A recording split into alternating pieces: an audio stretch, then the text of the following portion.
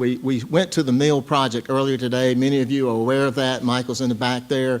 And it's a 90-acre project. It includes the mill, which creating a brew mill, which is for craft brewers here in this area, as well as the existing mill houses. This project is a project that's being using North Carolina State historic tax credits to help make this project work. We are also in a building right now that was vacant for 50 years that after we flooded, we had a flood in 1999. This building replaced our Children's Museum, our Art Center, our community theater, and now is kind of the crown jewel of Rocky Mount. And this was a $28 to $30 million project, and we used historic tax credits here to make this building what it is today. What's happening across the state is that these historic tax credits have been removed from initiatives that we could use in Rocky Mount by the General Assembly. And what we're trying to do is an initiative to say how important these are to communities, not just Rocky Mount, but across the state. Out of the 100 counties, I would tell you, and the governor and secretary probably know exactly how many counties have used historic tax credits to renovate buildings and facilities that would not have been renovated if we hadn't had these historic tax credits available to us. They're important not only for the quality of life in a lot of cities, but also for the economic development and new jobs that they create in each and every city. So on behalf of the City of Rocky Mount, welcome to you. We've got a short time frame. I want to bring them up, and so you'll have some time to ask the governor some questions. But I want to bring up now Secretary Mayor, to me, because that's how I met her, Secretary Klutz. She is always, and I'll say this every time I see her, she's always impeccably dressed. She's just a sharp, sharp woman. And when he made the decision to have her as a cultural secretary, he did a great job. So let's welcome Susan to Rocky Mount.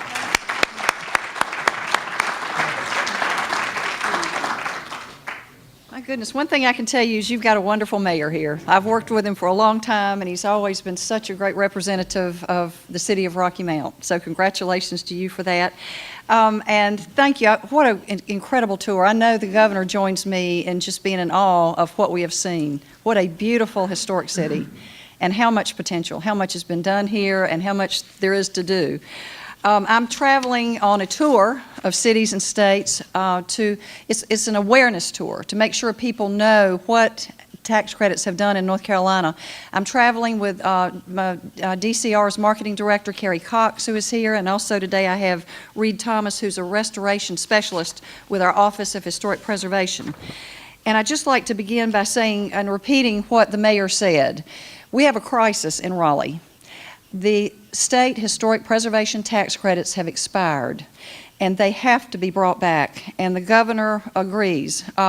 When he appointed me 2 years ago, he gave me very strict instructions about what I was supposed to do with the Department of Cultural Resources, and that was to make sure that I used that department for economic development and job creation. And I know of nothing more important right now in North Carolina than for me to be trying to help bring these credits back.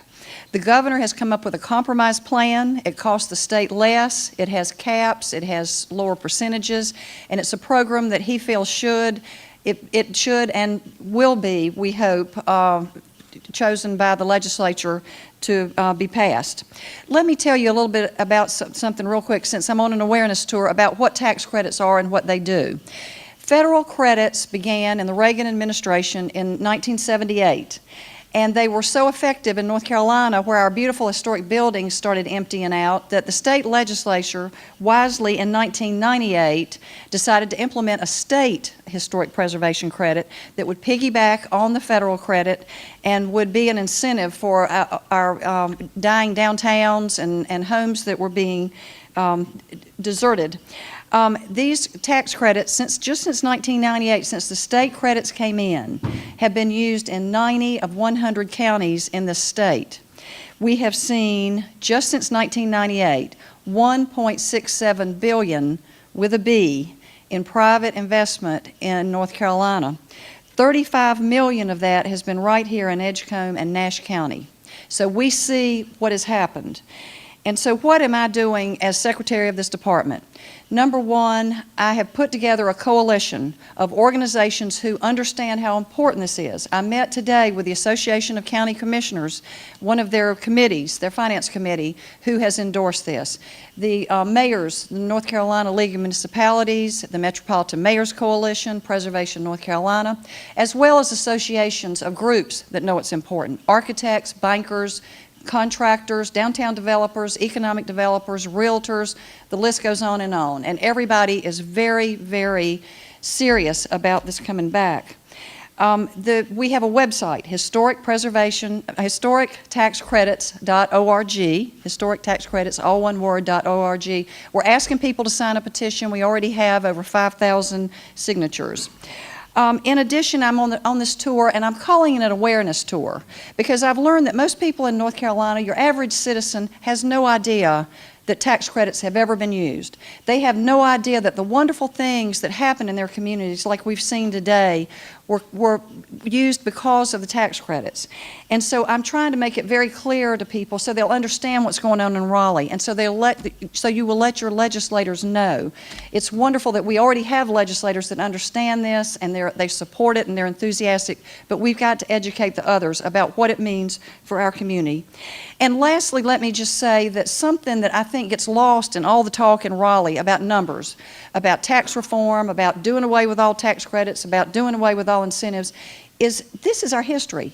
North Carolina has such a rich history, and I found, this is my 20th stop, by the way, my 20th community, and what I've found in communities large and small is this is the history of our communities. There are people in these communities whose parents and grandparents and great-grandparents worked in these buildings where their values and traditions came from, and it means so much to us. We cannot be silent. North Carolinians cannot be silent about this. You have got to let Raleigh know that this is important, not only to your community, but the entire state. And just as I've looked over and visited such beautiful communities, large and small, and seen their downtowns and seen the homes and the theaters and the mills and the factories, they tell the North Carolina story. And whether it's textiles or manufacturing, tobacco, furniture, whatever has left these buildings is part of who we are as a state. It tells the North Carolina story. And just like people in North Carolina are proud to say, even if you live in the Piedmont, you say, I've got the coast and I've got the mountains. That's North Carolina. Well, that's what all these mountains, what all these buildings are, from one end of the state to the other. They are our past. So finally, I'm very excited for what you've been waiting for and why you were here, which was probably not to hear me, is to hear from somebody. Is to hear from somebody.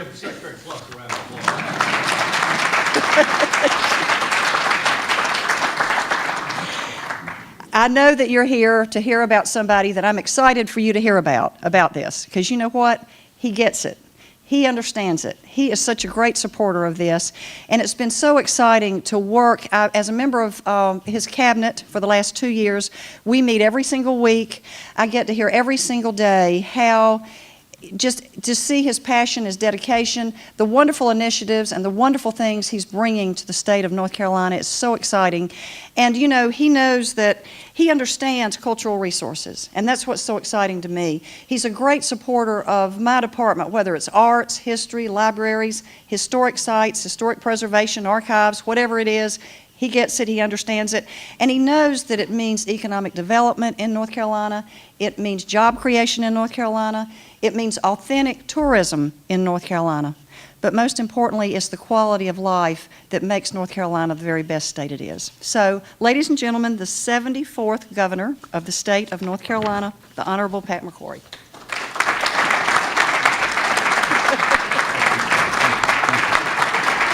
Thank you all very much. Thank you all very much. We're preaching to the choir, I believe. So I'll keep this somewhat short, but I've got to make my point because I've got to now have you make the point to other people. This is more than an awareness tour.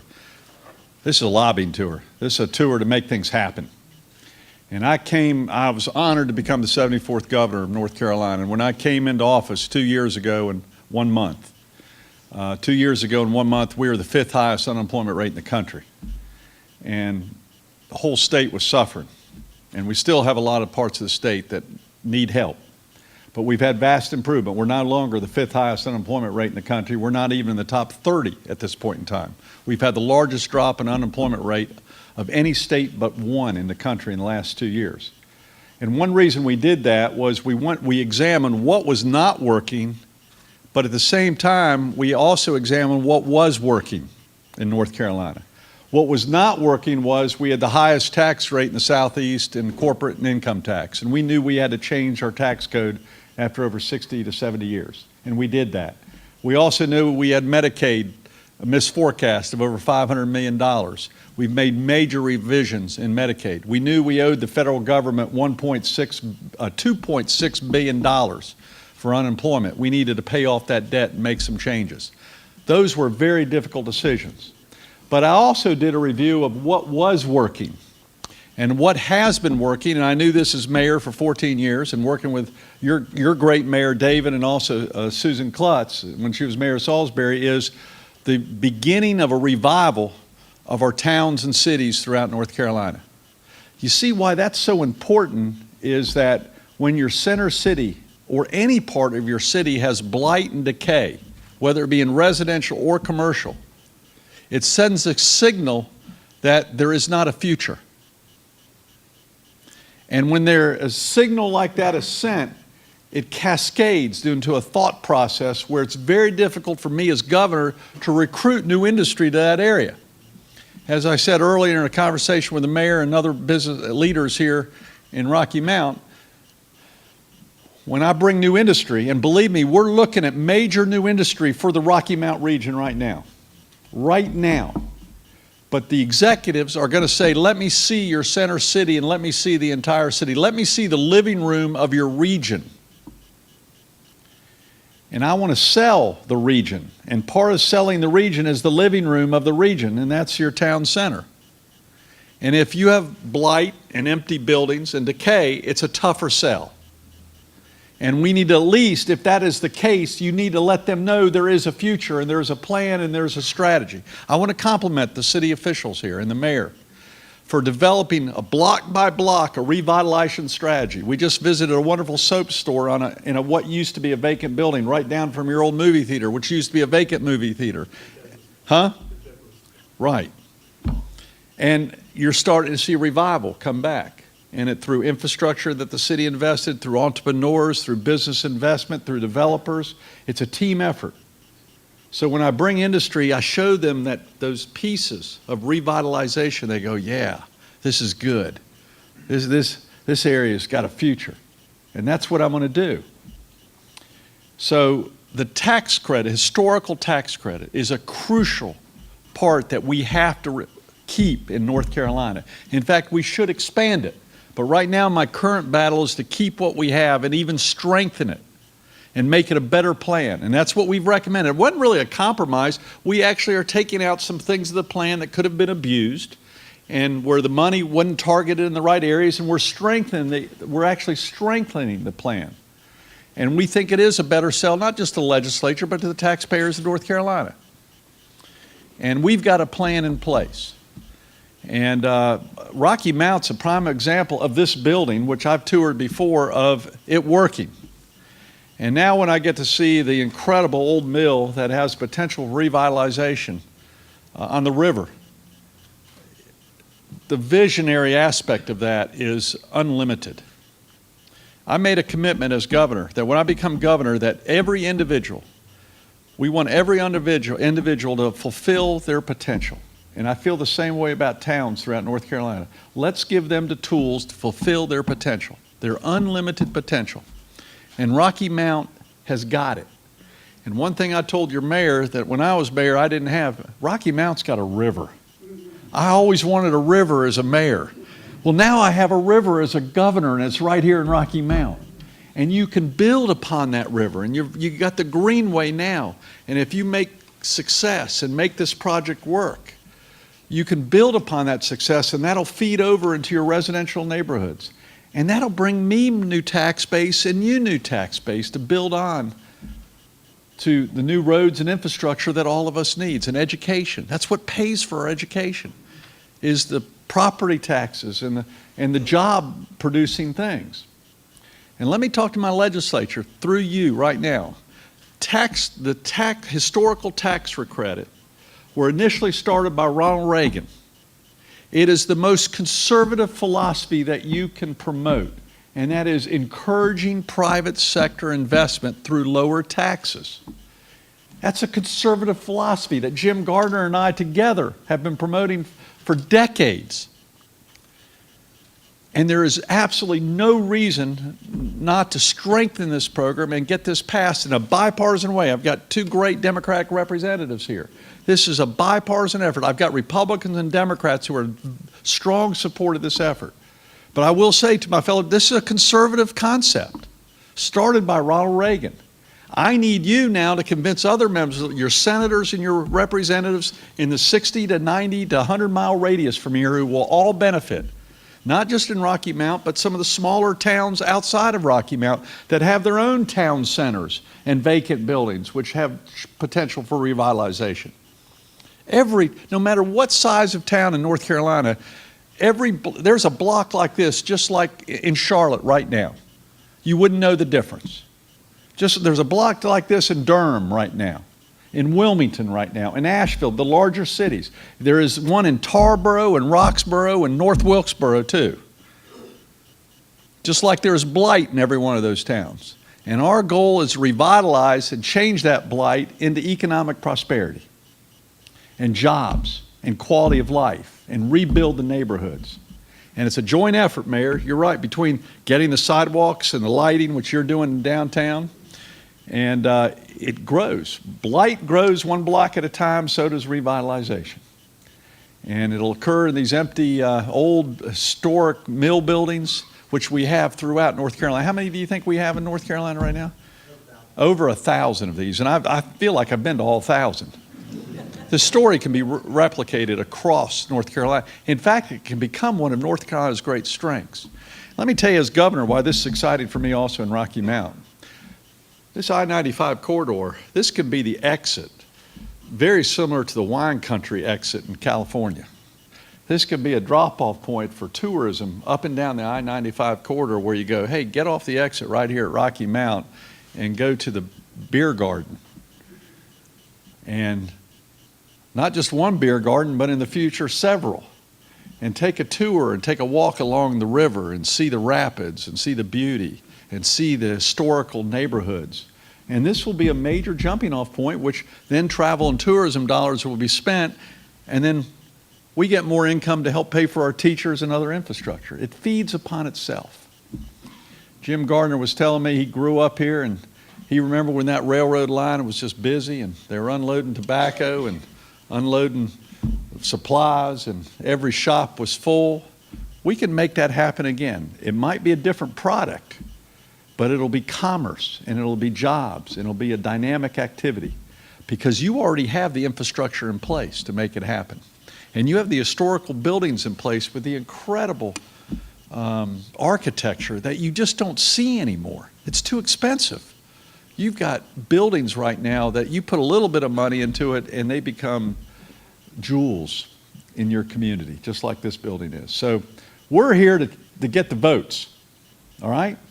So it's up to every one of you to talk to your senators and talk to your House members and say, get this to a vote on the floor so we see where you stand on historical tax credits. I make this commitment to you within 2 to 3 weeks. I'm setting the date for my own budget. Within my budget, there will be sufficient money for historical tax credits. That will be in my budget that I'll be submitting to the legislature within the next 2 to 3 weeks. I need your help to make that happen. We cannot do it by ourselves in the executive branch or through cultural resources or by the mayors. We need citizens writing letters, making phone calls, coming to Raleigh, and asking them where do they stand on this issue. We don't agree on all issues, but on this, I think the vast majority of North Carolinians, both Republicans and Democrats, do agree. It's a concept that appeals to everybody. So I'm excited to be here, and with that, let's make it happen. And it's great to be in Rocky Mount. You got a wonderful city. The spirit continues. Thank you.